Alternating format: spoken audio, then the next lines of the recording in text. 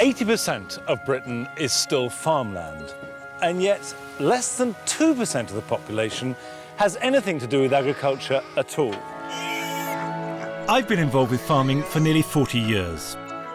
And I've noticed that there is a new feeling about it. People want to get back to the land. They want to grow food. They want to look after animals.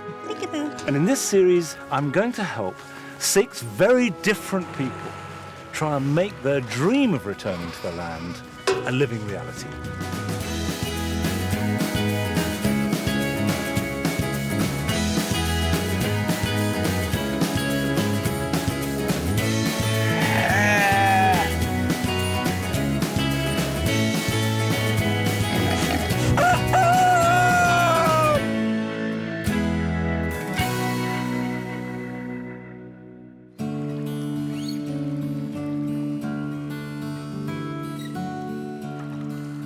For most of us, Cornwall is a county where, if we're lucky enough, we get to spend our holidays. But come inland, where I am now, and the ruggedness attains a kind of harshness. This is a bleak granite landscape, which on a day like today is nice enough, but in winter it's a hard, hard life, and the farmers that live here are a tough breed. So it's perhaps strange that this is where a family from South London have chosen to come and set up a new life where they'll be self-sufficient and earn their living. Now, if that wasn't hard enough, they have no money, no land, and absolutely no experience. This is the Wood family, who dream of making a new farming life in this windswept corner of Western England. It's always been a dream, really, and finally, we're going to give it a go. Rob and Sue Wood moved to Cornwall from the London suburbs with 2 little children, Ellie, Harry and Fraser, Rob's 17-year-old son from his previous marriage. I was working 5 days a week in the city.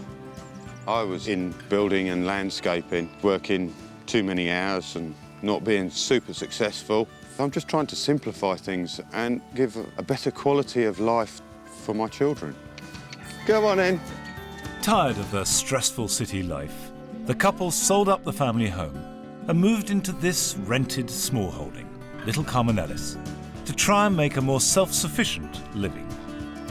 We're going to try different animals, vegetables. From there, we're hoping to buy some land, build a little house and have our own smallholding and be as self-sufficient as we possibly can.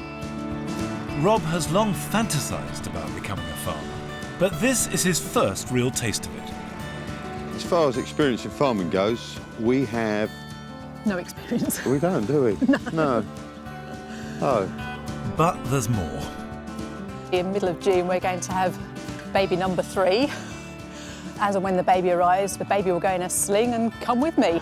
And there is a serious complication that's holding the Woods back from getting on with their exciting future. To finance their move to the country, the couple ploughed all the profit from their house sale into a property development in Cornwall. With Rob doing the work, they planned to sell quickly, make a healthy profit, and start their farming life. But then disaster struck. Unfortunately, we decided to become property developers at the start of a credit crunch. We are very proud of what we've built, but as far as a financial success, no, it wasn't. With the development unfinished and unsold, Rob has neither the time nor money he hoped to have to start his dream farm. To make matters worse, Little Carmen Ellis costs them more than £1,200 a month to rent, and they've got a large and growing family to feed. They need some help, and they've called on me for some advice. What started as a dream is now a matter of survival.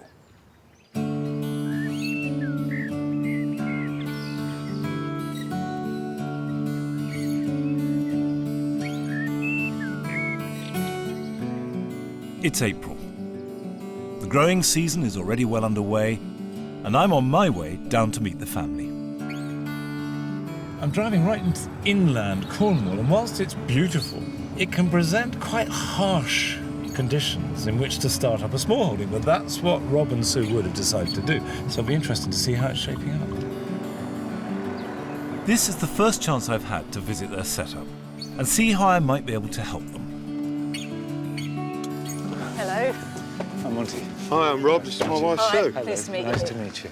I would really like to see what you've got, to see what's here, before then we can talk about what you're going to do with it, or what your dreams are, or plans are, or whatever. Okay. We'll do. The house is surrounded by agricultural land, but only 1.5 acres of it is currently available to Rob and Sue. Behind the house, there's a small polytunnel, which they're already using to cultivate seedlings. They divided the 1 acre field into 3 parts: a poultry section, a veg patch ready to take those seedlings, with an area as yet unused at the far end. And next to the house, there's a whopping 1/2 acre of lawn, which is also unused. This lawn is a field, really, isn't it? You're going to dig this up? Not at the moment, no. I think our landlord wouldn't appreciate his lawn being dug up. But you don't need to dig land up to farm it. Good grass like this could be put to use as grazing for livestock, such as a few lambs. However, Rob is keen to show me the field, which is the family's main agricultural resource, and from which I'm greeted with a cacophony of contented chicks. What's the game plan with these? We'd like to breed chickens. We will keep some for ourselves, but we'd like to be able to sell, so people can come here, be able to buy chickens from us, buy a chicken house or ark that I've made for them, feeders, food, a book. Right, so the whole package. I actually built that chicken house. That's my first chicken house. Very, very good. Thank you. Interesting. Rob's plan to sell chicken starter packs taps into a growing interest in food production, but it's already a crowded market, with existing kits starting at around £150. Nearly 1 million people in Britain keep chickens. As they take up little space, they can be reared successfully in even a small town garden. Most hens will lay over 100 eggs a year, with Rhode Island Reds laying up to 200 a year, while the Sussex is a great dual-purpose bird, producing good eggs and meat. Bantams lay much smaller eggs, but have lots of character and tend to be less destructive of your garden.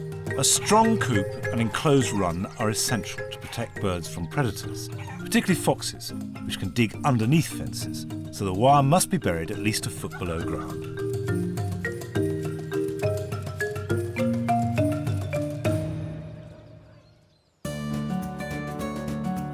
Next on the tour is the polytunnel. No, this was the previous landlord. Yeah, he loved to grow chickens. In their pursuit of self-sufficiency, Rob and Sue also hope to produce all their own vegetables. The polytunnel is incredibly useful for this, but in its present state, it's far from the slickly run propagating setup I'd hoped to see. Have you always grown vegetables? No. We tried in the last house, literally just try a few seasons of growing things, but So between you, you've got some knowledge and a lot of enthusiasm, but perhaps not a lot of practical experience. no. Correct. Right, okay. Putting seedlings on the floor is inviting slugs to come and get them. Right, okay. So, your work surface, which is great, but it's a bit chaotic and a bit messy, and all that junk on top, that's what can go on the floor. Right. And your valuable seedlings Should go up. go up. The potential there is huge. So for beginners, they made a good start with their first seedlings, but their organisational skills are lacking. I'm hoping the veg patch is better thought through and hopefully has rich soil and good drainage. We managed to get John the farmer across the road to scrape the top off. When you say scrape the top off, what do you do that with? He did that with a digger. Right. The scraping off is deeply shocking. Oh, is it? Well, no, it's interesting. I mean, It was really the quick option. That's Yeah, all we did. quick it for. you option. didn't think of ploughing it. No. What you've done is you've lost the fertility you would have got from turning the turf, even with all the weeds, into the ground. Right. Because that would have rotted down in the ground, and that's got nutrients. So it's eccentric, but fine, you've done it. This is the topsoil that Rob has had scraped off for his vegetables. But if you look at it, it's lovely stuff. And all that's goodness that should be contributing to the vegetables. I think that was a real mistake. In their quest for self-sufficiency, Rob and Sue have rushed in like headless chickens. I'm keen to help, but they will have to learn to help themselves too.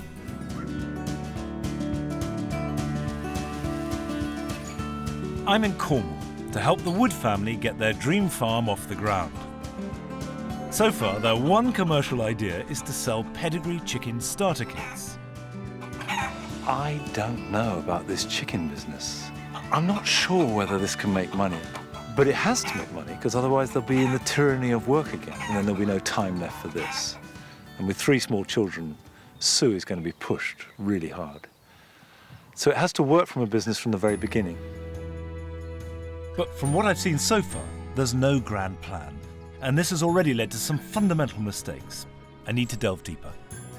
I'd be interested to know why you hadn't thought about this and why you haven't made a plan. We're still chasing our tails, really, from the projects, from the houses. The last year has been hell. I was so certain and so sure that the plans that we'd made I was going to achieve. We'd get the money I just back. didn't quite plan that, you know, the world was going to go upside down. The failure of Rob's property development means that his self-belief has been knocked for 6. I hate failure, and I feel so embarrassed, and I feel I'm letting my wife and my children down. Now, I'd say the first thing you've got to do, front up to it. You need each other. To get through this and do it well, you're both going to have to work harder than you've ever worked before in your lives. All successful businesses are about knowing what you're doing, knowing what you want to do, and then setting about it. To make the dreams fly, you have to give them substance and be very pragmatic. Rob is terrified of things going wrong. And the way he's dealing with that is projecting all his hopes into a future that doesn't actually exist. And I think what I've got to do is help them to make that dream become a reality, so that that energy is directed to something. They have to get their confidence back and get on with it. I want to give Rob and Sue my findings and suggest a simple, practical and achievable plan. And the reason I want to come in here, because it seems to me that this polytunnel is a perfect picture of your lives. It's a good space, it's productive, but it's completely chaotic. Okay. And I think the first thing you've got to do is sort this out. When I come back, I want to see this as a working, efficient space. Okay. Next on the agenda is the amount of land that's going to waste. Despite paying a small fortune in rent, they're not realising the potential of what they have here. They urgently need to put this land to use. I think the lawn you've got is a ridiculous luxury. You could fence off half of it and stick your lambs on there. You cut it last night. Yes. It cost you money, petrol, time, machine. Lambs would eat it and make you money. I've saved the biggest challenge till last. I want Rob to get on with making his chicken keeping kit a reality. It could generate the cash that they so urgently need, but he has to make sure that it's a profitable business. By the time I next come back, what I'd really like to see is you having worked out 3 prototypes of coops or hen houses or runs, whatever it is, and cost them to the last penny. Does that sound reasonable? Yes. Yes. These tasks should help Rob and Sue get focused and organised. But they can't let finishing the property development get in the way. This project started not when the house is sold, it started already. The train has already left the station and you're on it, whether you like it or not. I think Monty's advice is really good, isn't it? Yeah. Well, it's middle of April now, and we want to get stuff done this year. We know we've got to get on with it now. So We've had a bit of a boot up the backside. bit of a wake-up call, yeah. Yeah, wake-up call. I want to galvanise Rob and Sue into thinking more like farmers. Their first priority is to do something productive with their wasted land. So I've arranged to send the family on a one-day animal husbandry course in neighbouring Devon. You're Rob. I'm Nice to Rob. meet you. You're more used to them as time Under the goes on. supervision of John Bond, they'll get some exposure to a range of livestock, which should help them decide what would suit them best. So we're going to go down the farm and make a start on some of the animal things. To begin with, a little dairy farming. Calf shed. As a house cow would make the family self-sufficient in milk, butter and even cheese. John helps them to teach these calves to take milk from a feeder. pop the milk in, you know, 1 bucket in each feeder. That's it. That's a good sign where he's flicking his tail. Don't forget, the bum end is the action end where all this stuff comes out the other end, so you're likely to get a bit of gooey stuff. There you go. That's it. They seem really lovely, the calves. I think I've still got, hang on. Yeah, I've still got all my fingers, so that's good. The next option is sheep. Sheep is another favourite for smallholders to go on. You can have a quick feel of what they actually feel like, so quite warm, quite woolly. Sheep are relatively easy to look after, and weaned lambs will quietly graze and fatten up all summer before selling for meat at about twice their cost price. And the woods have plenty of grass just waiting to be grazed. Last, but certainly not least, pigs. I really hope Rob and Sue will consider trying some. From a smallholder's point of view, look, you've only got a small plot here of round about an acre-ish. Pigs are determined and powerful diggers and eat everything and anything they uncover. So a few pigs will quickly clear any weedy, neglected land. See how they've dug up this paddock? Nature's motivators, isn't it? Yeah. But has this visit helped Rob and Sue decide which animals they want? It's been an eye-opener to see everything condensed, to see a little snippet of the cows, the pigs, the sheep. I think the bit that I most enjoyed was the pigs. That's something I'd like to have a look at. In the last few months, it's been pretty much hell. Today just reinforced all my wants, needs, yearnings to get on with this smallholding. So I'm really fired up again. So now Rob just needs to turn that enthusiasm into action. But it's not long before he's back at work on his property development. I can only really concentrate on one thing at a time.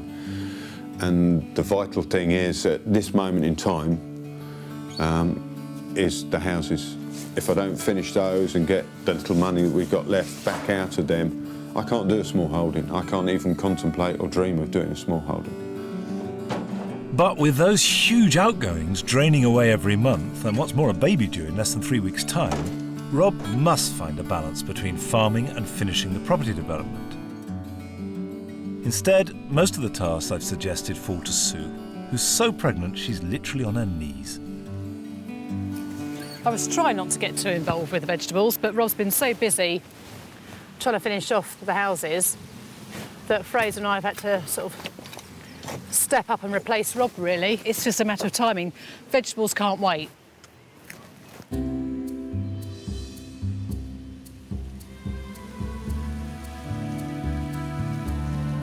It's June, and my next visit to the Wood family is imminent.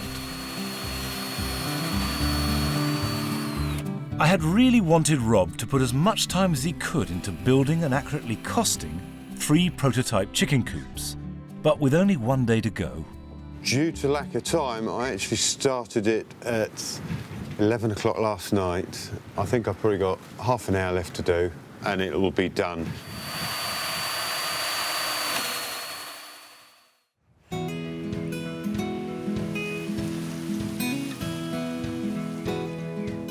I'm on my way back to Cornwall to check on Rob and Sue's progress. Cornwall is looking glorious.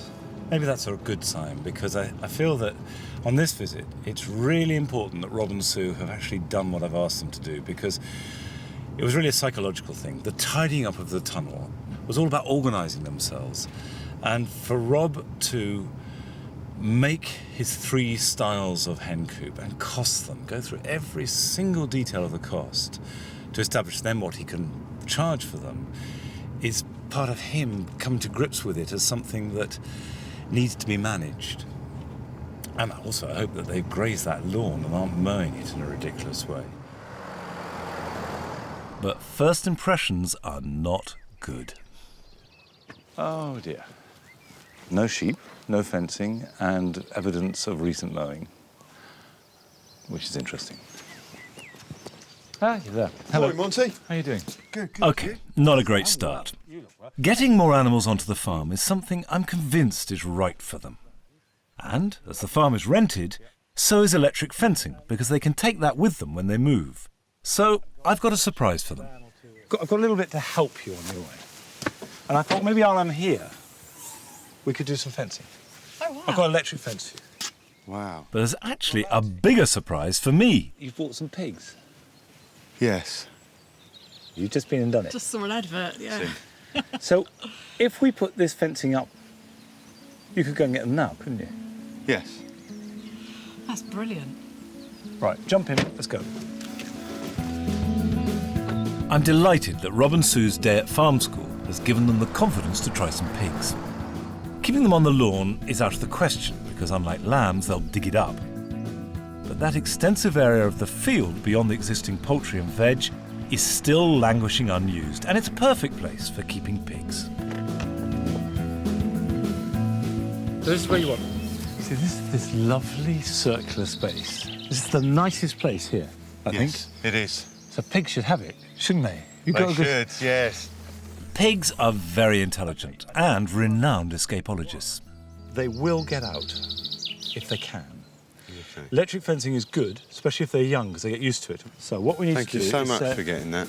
I'm so chuffed. Listen, it's just the beginning.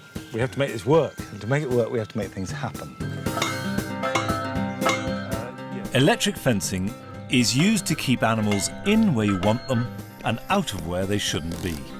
It's quick to assemble, so can easily be moved for strip grazing.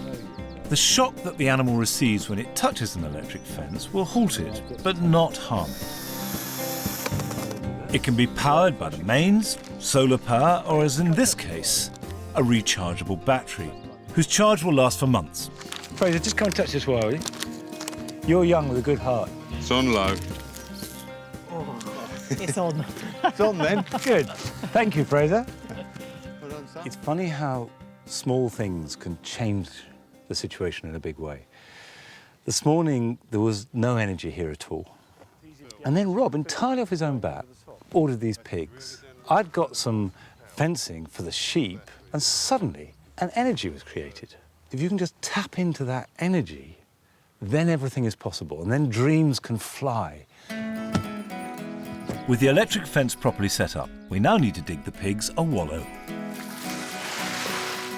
They'll love that. Sink it completely. We also need to make sure they've got fresh water to drink and shelter from both the hot sun and bad weather.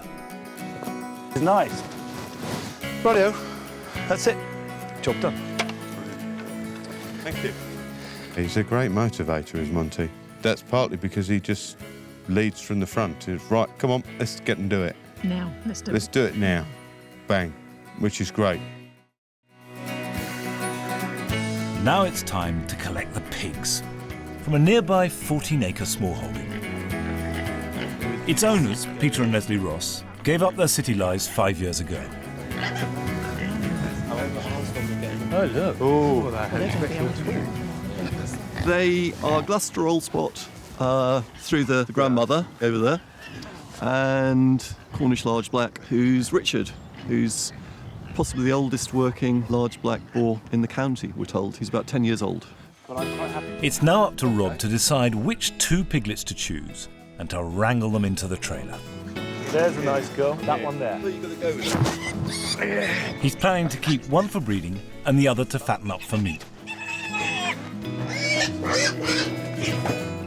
But before the family can go home with their piglets, there's essential paperwork to complete, as no animal can be brought onto their land without registering them to their agricultural holding number. This is a kind of passport for animals. There you go. thank you very much indeed. Pleasure. It was very interesting watching Rob and Sue's faces as we walked around here, because I could see what they were thinking. Because this is the perfect example of the smallholding. This is what they want.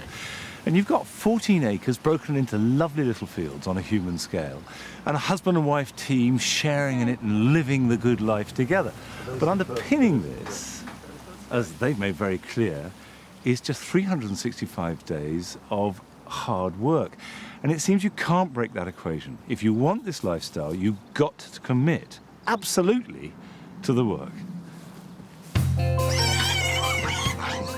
Back at the farm, we introduce the pigs to their new home. Before long, the fence is providing its very effective but harmless message. I think that's working well. I'm helping the Wood family in Cornwall to achieve their dream of self-sufficiency. I set them the challenge of making and costing 3 prototype chicken coops, getting some livestock onto their unused land, and organising their chaotic polytunnel.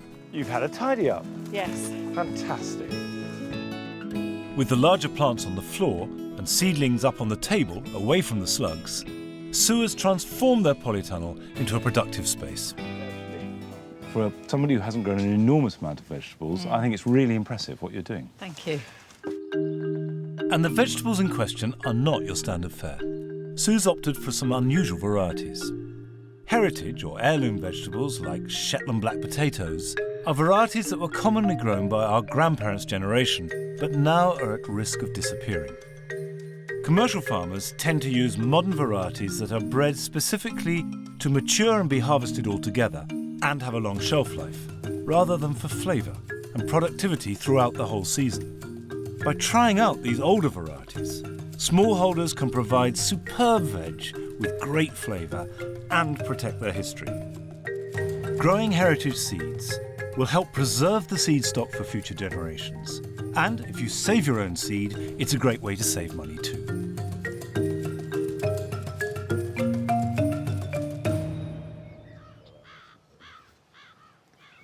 The vegetable garden is coming along well now. So it's time for Rob to show me his prototype chicken coops. If he can prove to me that he can make them well and profitably, then I've got a big surprise for him. First one I made was this one here. Can either be a duck's house or a chicken house. And how does it work? Show me what I would be buying if I was buying it. So that will just come down there like that. It's Oh, it's a little bit sticky. It's a bit sticky. So I need to sort that out. And this is the steps? That's the steps, which, And that as you one's can broken? see, is already broken. Yeah. Right, OK. And So that's not the way to go on that. so what did that cost you to make? I don't fully have it costed as yet. I'm interested to know why you haven't got it costed, actually. Simply, Given that that was the deal, wasn't it? that's the deal. Yeah. I'll be able to give you the cost tomorrow. Right. If I'm 100% honest, I've not had the time to sit down and do it. Right, so this is number 2, i.e. for the bigger. This one Flock? is a coop as well as a run. It was quite awkward to build and took quite a lot longer. The other thing is I didn't feel happy with the size of space. I think it needs to be a little bigger. I mean, you told me you finished this at 3:15 this morning. Correct. Right, so the real truth is, let's be honest with each other, is you haven't had time to work it out. So there's really a lot of work to do on this, isn't there? There is, yeah. OK. Let's see the third one.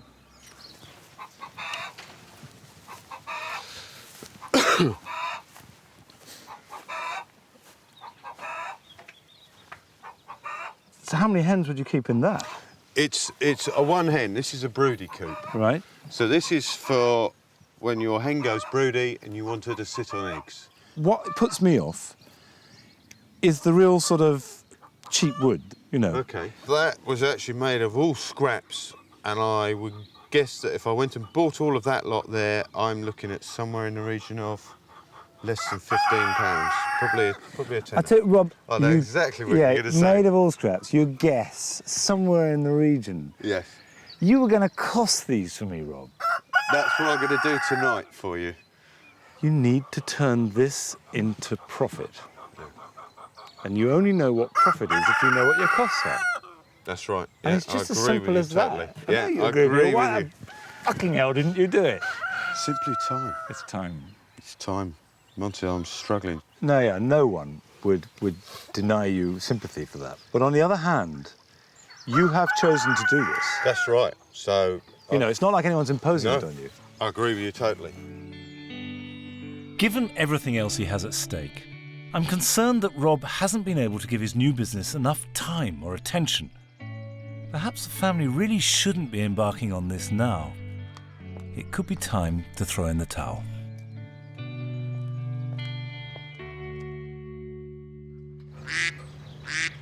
It's a new day. I had planned to offer Rob a really special opportunity to launch his chicken kit business, but now I'm having my doubts. I decide to get the couple away from the farm for a serious talk, so we head for a peaceful Cornish creek a few miles away. I have to say, I was really disappointed. I felt, Rob, you let me down. Really. Because... Yeah, I did. And quite a big part of me feels that maybe we've gone far enough. It's not that we don't really want to do it. We said, yes, we're up for this, we're going for it. Then things have come into banks, credit crunches, etc., have come in and changed, moved goalposts and made it more difficult. Or maybe logic says is, really, we shouldn't be doing any of this or having any of these conversations until you sorted all that out. What do you think, Sue? I did say to Rob yesterday that I didn't think you'd come back today. Well, I'm going to give you a choice. And this is non-negotiable, OK? OK. Either we call it a day, or you take this chance I'm going to give you. Because I had organised a stand at the Royal Show. It's the biggest agricultural show in the world, and I have booked a stand for 4 days for your chicken coops. That's in 1 month's time. Now, as they stand, I would be embarrassed for you to go there. So would I. But if you could get your act together, I think it would be a chance of a lifetime. But I need to know now whether you want to do that or not. Because if you don't think you can, we can cancel it. But at that point, I'm out.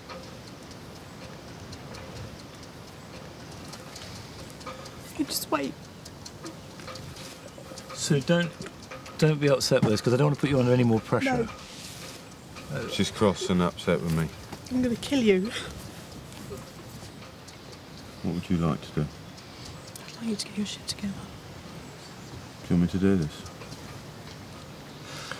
No, I want you... It's about what we talked about this morning. You've got to do an hour every night rather than 10 hours on the last night, Rob. Yeah, no, It's I been agree. the same for 11 I agree. years. Yeah. I'll do it. Good. Because I really hoped you would. And because I know you can. Okay. But you've got to prepare. You can't budget at the last moment. You just can't. Don't let me down. I won't. All right? I won't. Shit.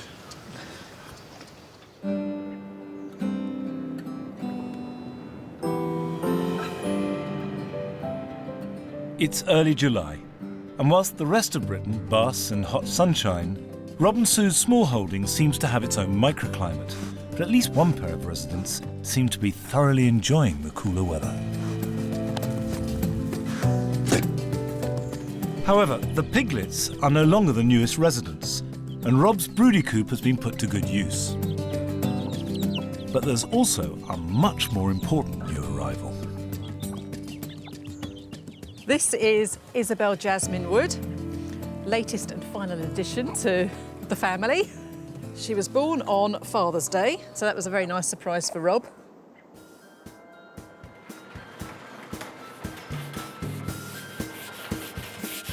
With yet another mouth to feed and my threats still ringing in his ears, Rob's upped his game and created a range of novel, top-of-the-market designs, and in particular, the chicken house. This is part of my chicken house. This is where the head goes. Tail fits on here. This is supposed to be Cornish engine house. I've just got to crack on now and get this done. He's even decided to take 3 weeks off working on the property development so he can devote all his time to the new hen houses. The whole family pitches in to help get Rob and Fraser on the road to the Royal Show on time. I'm really excited, can't wait. I think it'll be a good experience. Hopefully it'll be a big success and then we'll be busy for lots of money. After the last time seeing Monty basically being told off, fair play, I think I deserved it. But you've got to be a very strong character to recognise, yes, you've made a mistake, but you know you can do this, and you've just got to try again. I'm not looking for much, really, from the show, just approval. That someone likes my designs. But there's no more room for self-doubt. It's time to set off.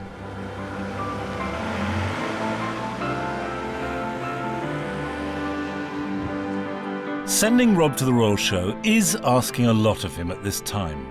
But if he comes through, the rewards could be great.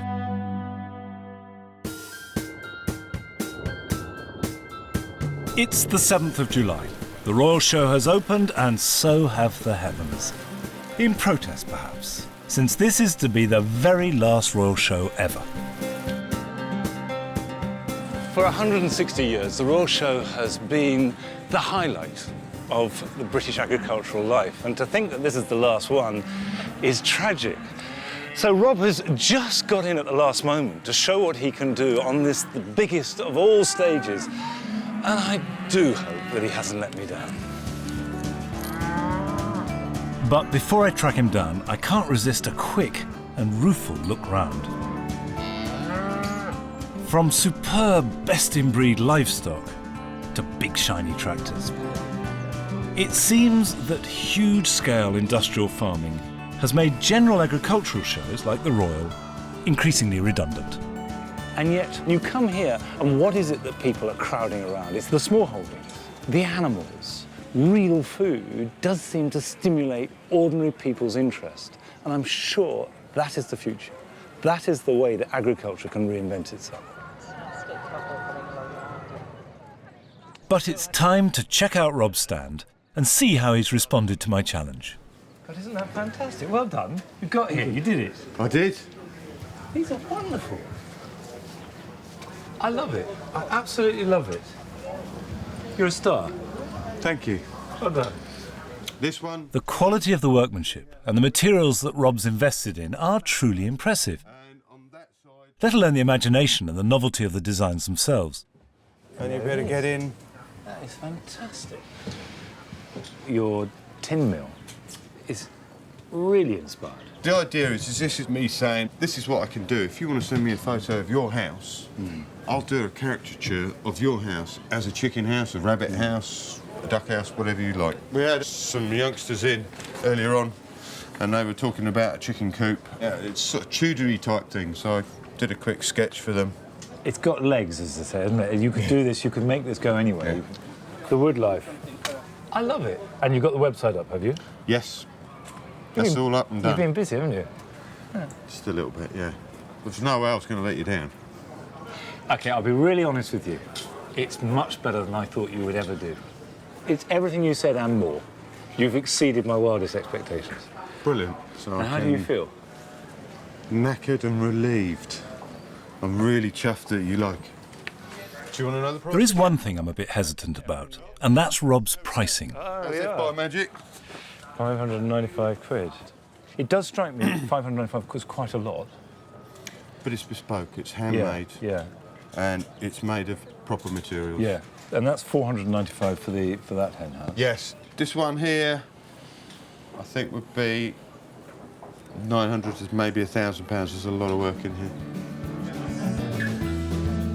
But it's the buying public that will be the judge of this.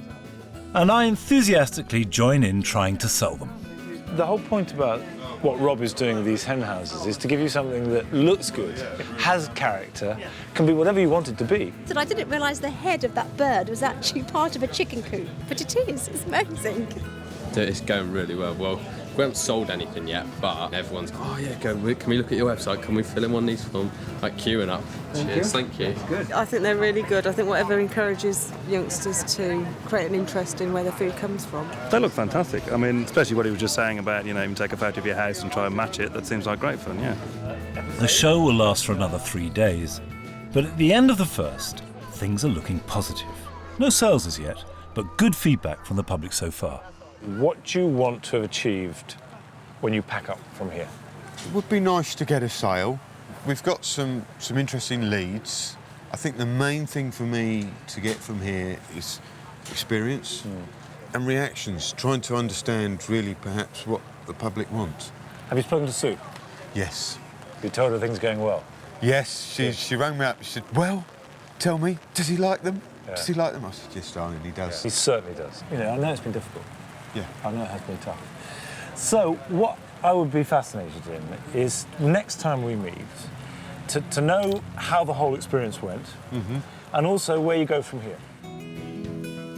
I'm trying to help Rob and Sue Wood realise their farming dream in Cornwall. Well done. You got it. You did. The really good news is that since returning from the Royal Show, Rob has finally sold both the houses he's been building, although at a loss, leaving him free to concentrate on his new enterprise. I've got to get these chicken houses, etc., going full steam. But it's going to be hard. But I have to do it because I have to look after my family.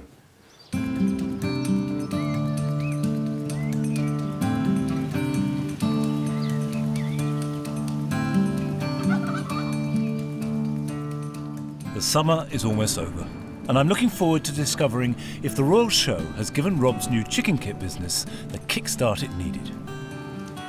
Now, it's last year in June when the weather was lovely. Now, at the end of August, it's vile, filthy weather. And they told me to walk because I've got a surprise that they don't want me to see if I sweep up my car. Hello. Hi, Monty. Lovely Cornish weather. Lovely. That's beautiful. I'm very wet. You're looking fantastic, though. On one of your first visits, you mentioned that my lawn was a luxury. So this morning I went up and picked 4 new lawnmowers up. At last, Rob has fenced in that whopping great lawn, ready to contain its dainty new inhabitants. Come on, girls. Come on, out you come. There you go. That was quick. It's nice that Rob won't have to come out here 2 hours a week, up and down on his tractor, cutting the grass, and I can find 2 hours of other jobs for him to do in the house. It's very nice to see you. Can we have a cup of tea in the dry? Come on in. Idea. I'm soaked. But there's more than a cup of tea waiting for me. There's a real treat, a wonderful lunch, cooked from ingredients almost entirely produced by them on their own land. We've got the Shetland black potatoes. Right. Or Your tomatoes, yep. Your eggs. Yes, eggs in the Spanish omelette. This is fantastic. It is. It's a feast. When I last saw Rob, he got to the Royal Show, he had done what he said he was going to do. Where did things go from there? We mainly had positive remarks. We did have a few criticisms. Such as? You need a lot of eggs a day to pay for that. The feedback that I got when I was hanging around your stand at the Royal Show, people were saying, do you do Wendy houses, do you do tree houses, do you do that sort of thing? Funny you should say that. Really? Rob's chicken coop prototypes have generated an £800 commission from a Royal Show visitor to design and build a dovecote. This is great news and shows how the business could expand into many different areas. Do you remember when we first met? You were going to do kits. Yes. You were going to provide the chicken coop, the chickens, the feed, lock, stock and barrel. What's happened to that idea?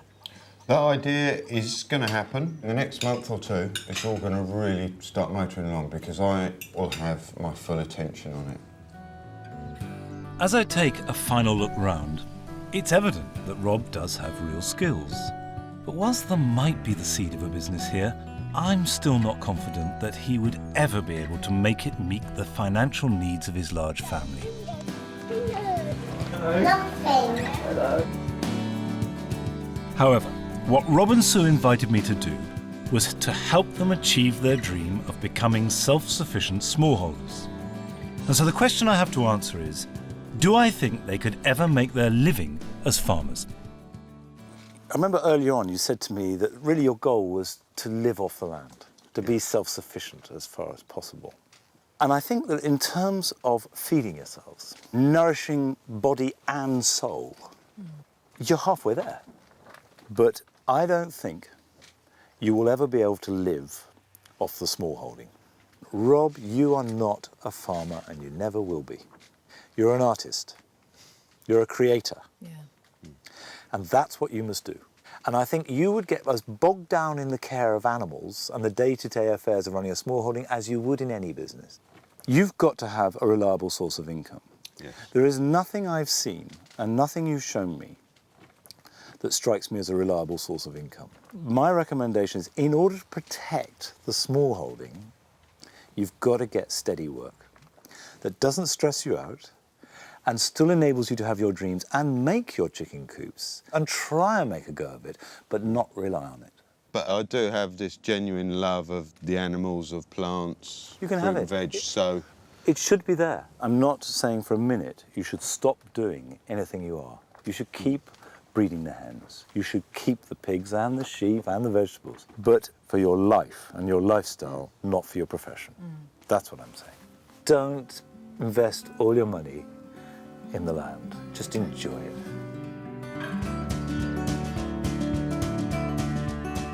Basically, I think it was really what I was probably expecting, because there are very few people that can make a good living off smallholding.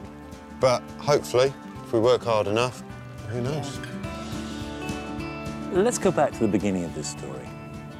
I wanted to see if somebody with no money, no knowledge, no experience, no land, but a dream could make a go of it as a farmer, as a smallholder.